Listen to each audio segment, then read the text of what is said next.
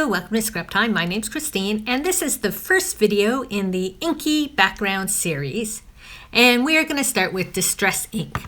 Now I'm starting with Distress ink because it's probably the ink most of you would already have. I just want to talk a bit about the sizes. This is the regular size Distress ink, and then it comes in the mini size. The mini size is a quarter of that. You can fit 4 little minis on one Distress ink, just to give you some size relation.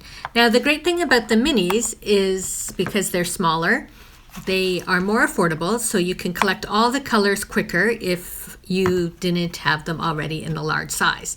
They also, I like to store mine in the tins made for the minis. They have little dividers, so it holds them all in place, and I store them by color. And if you have the whole set, it takes 5 tins to store your inks, and it's a lot easier to grab this.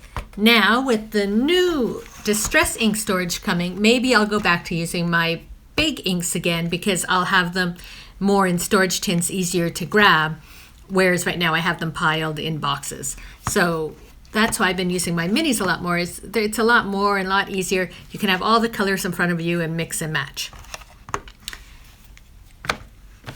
So I'm going to show you some samples I made, and this shows you a bit of the layering you can get and the depth just by using some inks and water. And this one here I've used picked raspberry, ripe persimmon, salty ocean, wilted violet, and then a bit of vintage photo just around the edge. And I like to use contrasting colors where like orange and blues because I find the colors pop more. And even when you blend them together, you don't get that really like muddy color that you would get with some other inks. This one is Twisted Citron, Squeezed Lemonade, Mermaid Lagoon, Spice Marmalade, Cracked Pistachio, Peacock Feathers, and then again Vintage Photo around the edge. Now, I didn't add a lot of the Spice Marmalade. It's just to add a little bit of pops again to contrast with the blue and that, so it's not so just blue and green. I find the orange just gives it that little extra. And here you can really see a lot of the layering with the water and that we've done. This one, it's sort of a combination. It's picked raspberry, seedless preserves, Mermaid Lagoon, Spice Marmalade, Cracked Pistachio, Mustard Seed with Vintage Photo around the edge. And you can really see like you have like the purples and yellows side by side, and then the green and purples and the orange and blues. And when you use those contrasting colors, it really makes an impact on your background. Then for people who just like to do like more with browns, this one is just picked raspberry, vintage photo, frayed burlap with a bit of walnut stain around the edge. So you can do more of that like shabby look with the browns. I'm not a big brown user, so I just did a couple of samples to show you. And this one is with weathered wood, stormy sky, vintage photo, frayed burlap, and the walnut stain around the edge. So of course you can get more of those vintagey looks as well. Okay, so I'm going to show you how to create the background. Now, I'm sure a lot of you have used Distress inks, as I said before, and you're like, I know how to use it, but I hope you just stick with me because I'm going to probably end up doing about 4 layers of ink, and I just want you to see as I go through it the difference the layers make. So you can see first off when I'm doing it here, my colors are very soft. They're not that saturated. And you can also see that my paper had some markings in it. By the time we're done, you won't really notice those markings anymore. So I'm starting with picked raspberry. And I always start with picked raspberry because picked raspberry is my favorite color. And I'm just putting it in some areas. Now, under all my inks, I have the little applicator there. And so I'm just picking up my applicator with my colors. This one is Abandoned Coral. And then so I'm doing a combination of filling it in the white and overlapping it with some of the pink. Because I'm doing quite a few colors, I'm going to leave white space. I'm not just going to fill it with these colors. But when I'm doing it, I'm sort of overlapping and making new areas.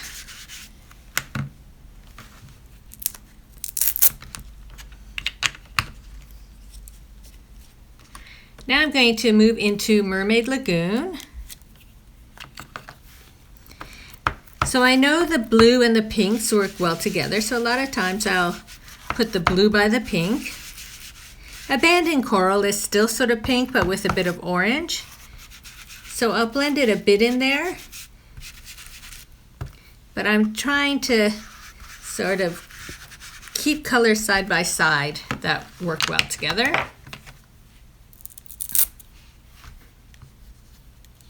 And then I'm moving to Rusty Hinge. Rusty Hinge is again more of an orange color.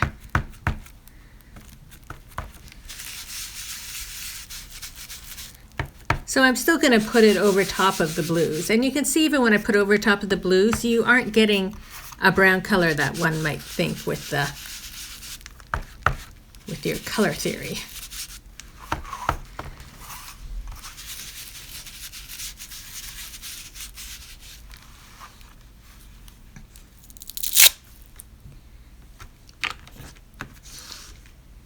And I'll add in a bit of mustard seed. I like to add yellows because I find that the yellows sort of pop the colors. You can see it just adds that brightness.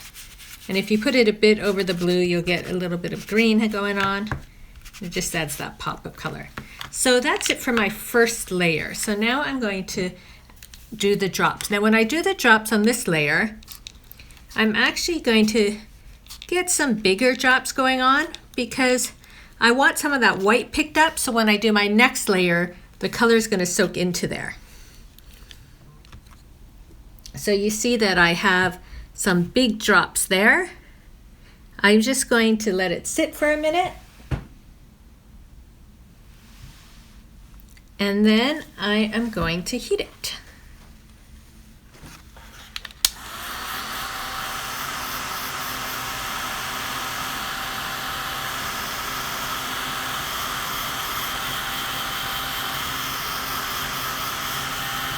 So you can see now when we're heating it, those little white spots are all sort of popping up. Look at that big blob right here. And of course, move it around. You don't want to hurt your fingers with the heat.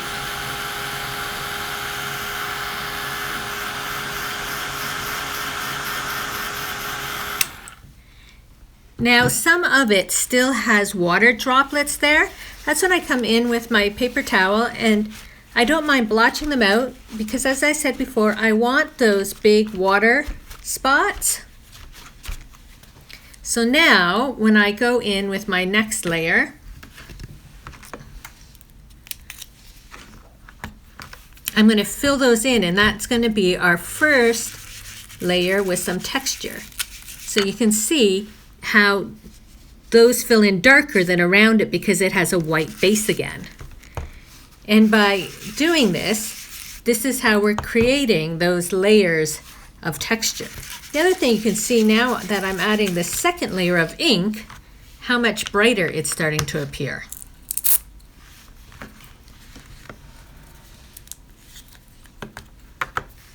So now, of course, you could just stop with one layer, but as you see, if you stick with me, there's going to be a difference going on.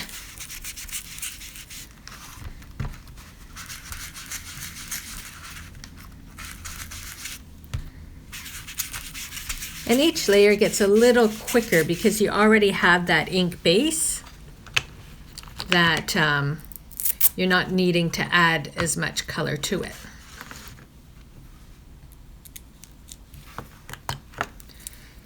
And whatever color you like, you can go back over. Like as I said, I really like picked raspberry, but I'm losing my pink in the card. It's really, so I can go over and put a lot more pink back into this.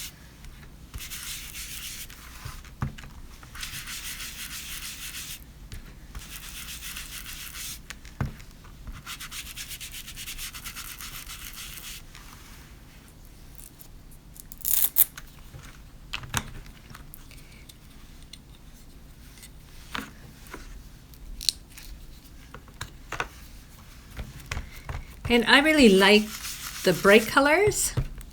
I like to have this sort of rainbow look to it. But of course, as I showed you, if you're more of a brown person, you can just do the whole range of browns. It's the same technique, but you're just using the different colors. And then a bit of yellow to make it pop.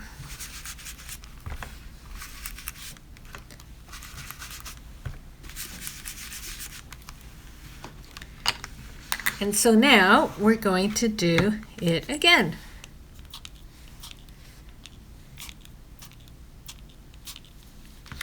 I'm going to let it sit a bit just so it will take in that color. Or it's really removing the color. And then we're going to dry it.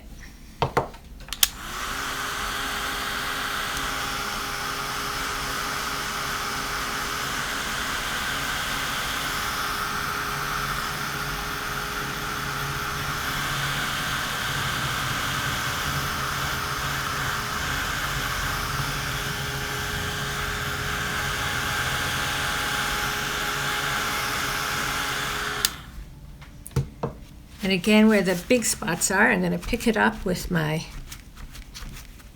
paper towel. So we have the under things, and now we have new spots that we're going to fill in.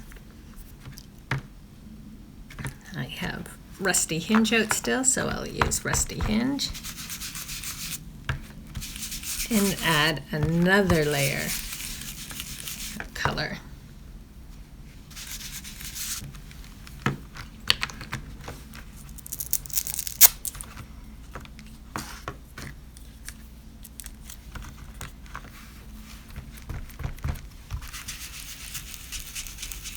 And fill in those little holes, like the water spots. It's not a hole, it's a water spot.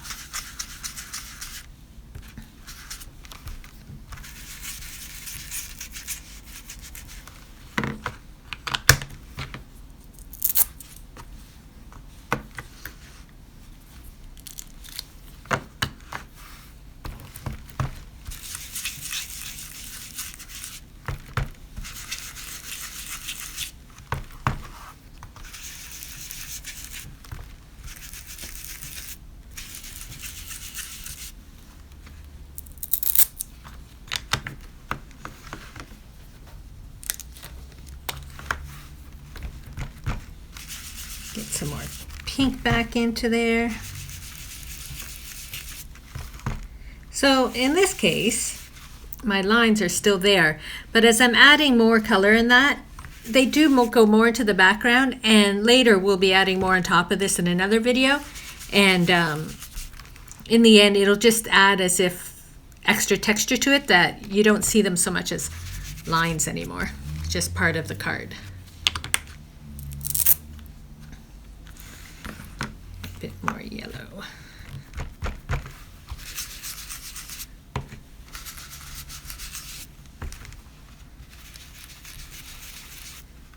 I like adding the yellow over the blue just to get a bit of that green.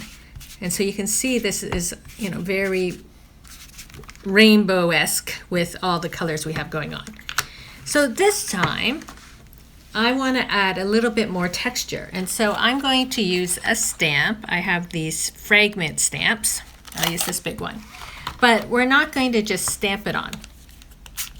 I put a bit of water here on my table, and I'm just picking it up, stamping it off, because if you get too much, I'm going to do it again. I think I had ink on the table, and so instead of being water, it's like colored. So make sure you clean off your table before that. There, that's like clear water now. So pick it up, because if you have too much water, you're just going to get a blob. But I'm not looking to get, like, this is a fairly fine design stamp. I'm not looking to get that. It's just another way to add a bit of texture without doing water drops. So you can see I'm not really getting the stamp image, but I'm adding more droplets of water to it. Let it sit a moment. Now I'm going to dry it.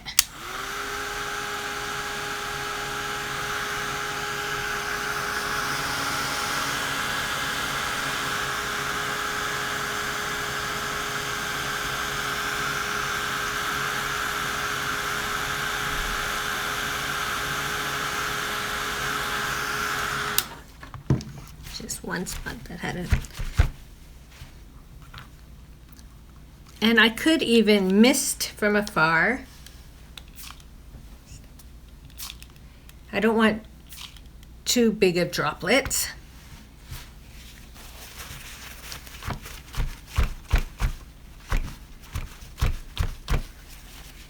And then in those areas where I do have a big drop, I'm just going to go in with yellow. I find yellow always just pops out on those droplets.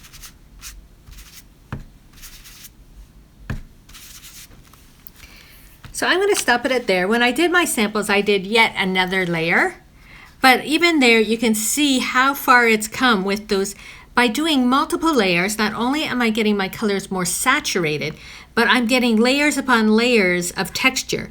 And you might not be able to see it on camera, but it's just if you get in there and you see all those little dots and layers and how the inks all work together, you can recreate a really stunning background. Now this isn't complete. This is just this portion of the background. One last thing that I sometimes do is if you are making it into a card, I sometimes just get a brown. I'm using Vintage Photo. And I would just go around the edges. But you can do this when you're completely done. Right now we're going to work in stages. And I'm just going to show you step by step. So we'll be revisiting this background later in another video probably to add more, maybe some stenciling to it, maybe some stamping to it, maybe some more ink to it. But for this stage, this background is complete. Thanks for watching. Be sure to give our video a thumbs up and subscribe to Scrap Time videos on YouTube. And for more Inky backgrounds, be sure to check out the Inky Background playlist.